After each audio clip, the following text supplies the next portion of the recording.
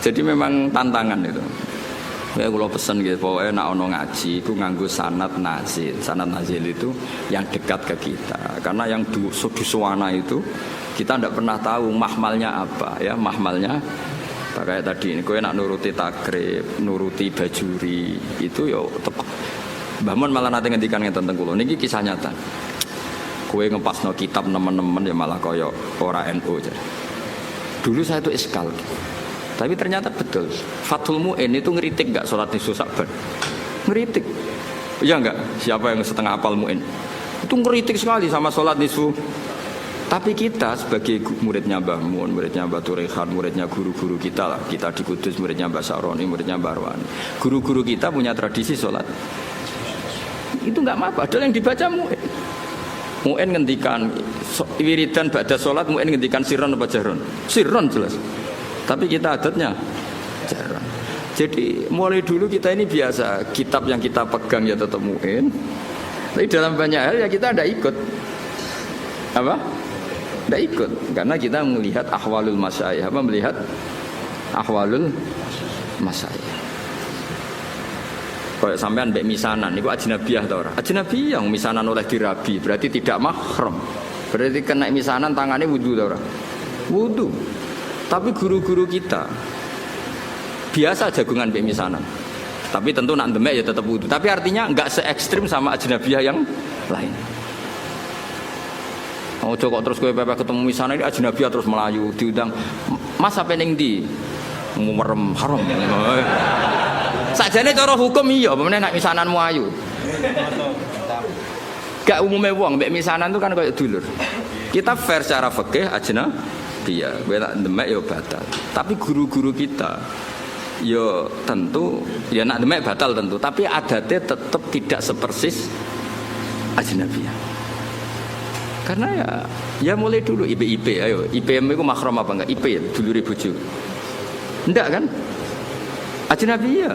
Tapi secara adat wong mbek IP kan rodok biasa. Tapi aja terus sak kamar maksudnya ngono. Maksudnya rodok biasa iku cara kadang ya mapak, kadang ya mbok nak gonjano ora contone kok nganti gonjano sokoe. Lha mergo nak mobil kan iso ngarep ambek mburi iki contone sepeda motor ya. Wah. Parah iki. Nak pas bayune elek adik ayu. Apa ora kowe ndonga bayune mati? Enak wis sampean. Aja contone aja gonjak mobil ya. Oh enak. Karena ndak semua orang soleh kayak aku kayak Habdari bahaya iki. Enak contohnya aja gonjakno mobil.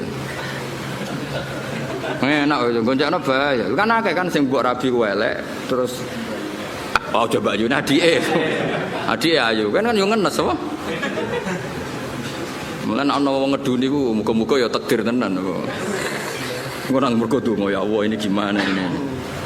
Nah, tapi Rasulullah niku kula cerita. Rasulullah itu kan garwane Sayyidah Aisyah.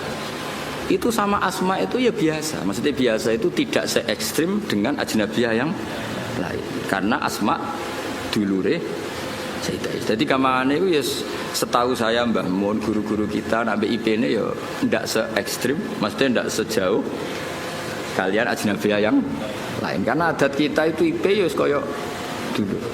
Meskipun contohku mobil ya, contohnya aja sepeda motor. Karena tadi ya.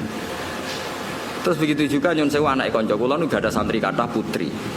Kadang anak konco kula tenan. Jadi kula delok yo piye anak konco akrab.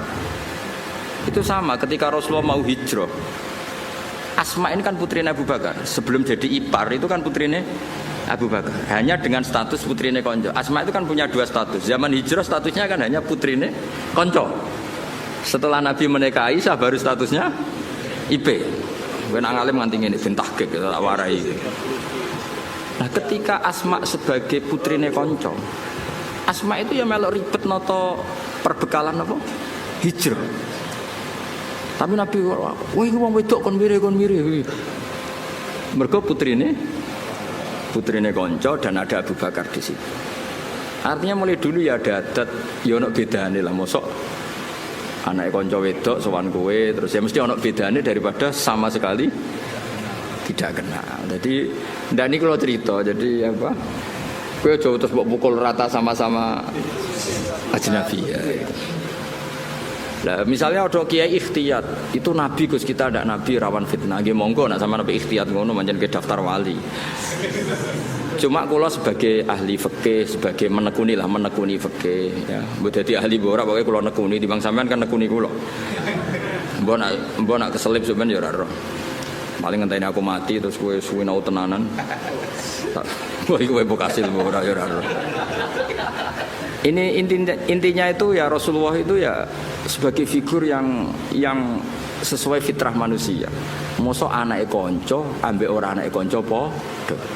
Kan wajar misalnya Asma sebagai putrine Abu Bakar, Rasulullah be hijrah, cara wong Jawa melok nata-nata. Kayak kula iki gadah putri.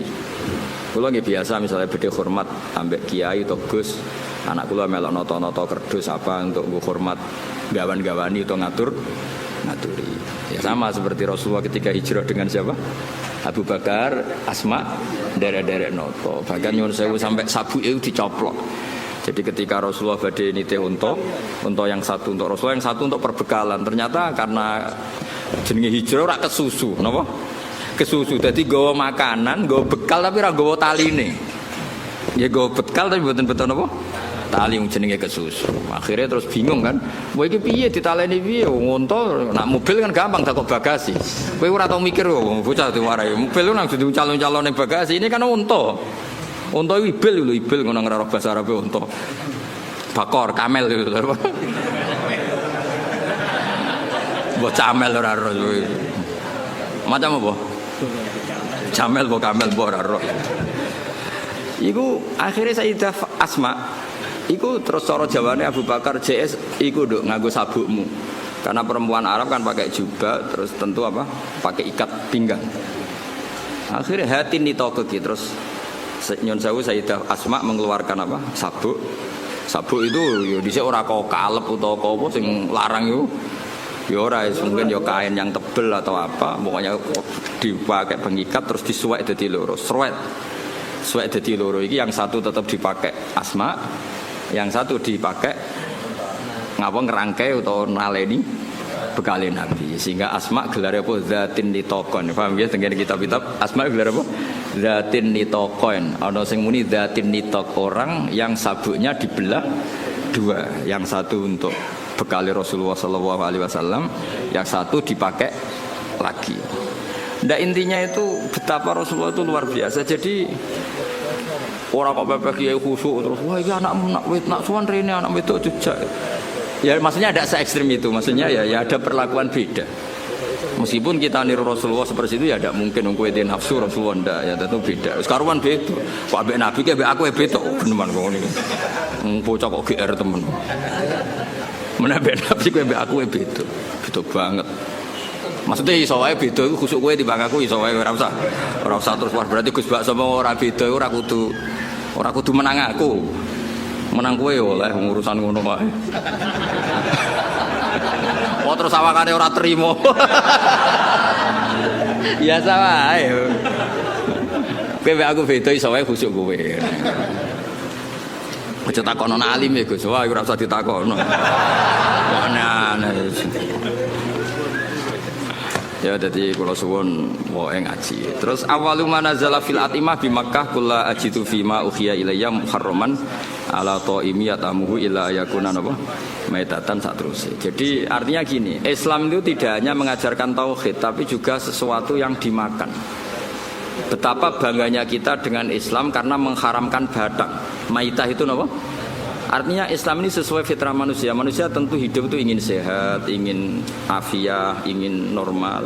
Andai kan Islam ngalalkan badang, betapa malunya kita dan betapa bahayanya secara medis. Jadi makanya kalau suwun minta-mintanya saya, kowe iku bangga dadi aturan Islam. Justru maitah diharamkan itu satu kebanggaan terhadap Islam karena normalnya memang haram karena secara kesehatan buruk. Itu juga dibicarakan Islam, yaitu di ayat apa? Qul la ajidu fima uhiya ilayya muharraman ala taimi yat'amuhu illa ayakuna maitatan aw damam masfuhan aw lahma khinzir. Jadi supaya kamu bangga lagi dengan apa? Islam. Jadi Islam itu yang mengatur makanan, termasuk mengharamkan apa? Maitah. Aja kaya wong Yahudi mau. Mat, batang sing mateni sapa, Mat? Allah. Ini kan orisinil, Mat. Orisinil kudune halal karena langsung dibunuh Allah. Nabi ku problemnya kan gak iso fahisan mutafahisan. Nabi ra iso ngendikan elek. Dilatih ya ora iso, pancen didesain ahsanan nasi khalqa wa khuluqa. Cara kowe kan gampang jawabe. Piye jare kowe halal, tak pekno pangan. Nabi kan gak iso ngono. Mulane nek dadi kiai perkarane cangkem elek sithik-sithik ya pantes ae. Pemene kok kiai kowe kan gak kiai induk. Gak pati disorot publik. Wong kiai debutan wae kadang nasibe apik, kadang turun kan gak masalah. Misal sithik-sithik wong sing dipisoi ya perlu dipisoi lah iku nyoal hukume pangeran deh. Tapi Nabi kan gak boleh seperti itu. Tapi setelah kita mengkaji ternyata luar biasa Islam itu mengharamkan maita. Itu jadi Islam tidak hanya membawa tauhid tapi membawa napa aturan-aturan napa makanan. Terus wabil Madinah itu ketika di Mekah ayatnya kulla ajidu, ketika di Madinah innama harrama alaikumul maitata, terus wadama walahmal khinziri, terus wama uhilla li ghairillahi bi. Kemudian Islam itu memaklumi kondisi emergensi. Makanya ada ayat famanit turroh. Karena kalau sesuatu itu haram permanen itu bahayanya ada kondisi darurat. Misalnya kamu jadi TNI hidup di tengah hutan. Kalau nggak makan sesuatu yang haram kamu mati. Maka Islam juga membicarakan kondisi emergensi famanit. Jadi ini enaknya Islam. Jadi ada kondisi normal, ada kondisi. Terus Quran bikin aturan ghairu baghi wala adin. Darurat yang dibolehkan itu yang kamu tidak ngelewati batas. Misalnya kamu di hutan nggak ada makanan lain kecuali barang haram. Ya aja tanduk. Wah, mumpung halal ya.